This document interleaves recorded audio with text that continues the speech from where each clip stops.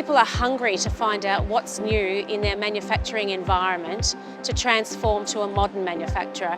There's new technologies, there's new resources, there's expert advice, all here today at the Modern Manufacturing Expo to assist manufacturers on their journey.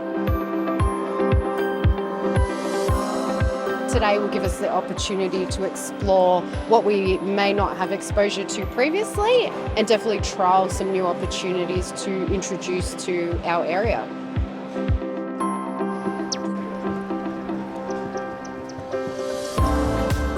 So we're a manufacturing business and we've just come down to see what modern processes there might be with regard to fabrication and welding. I think without this sort of thing, we're limited in how we would learn about it. I think the value of coming to a place like this is the opportunity to see our competitors, see my suppliers and what the products are out there in the marketplace. I think when you look at the innovation platforms that we've got here today, I think it's kudos with regards to what we're developing and what we're producing here.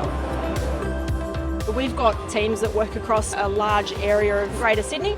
We don't know everything. This gives us a great platform to get together and actually look at all the stalls and what they've got to offer and see what we can incorporate into our systems and processes.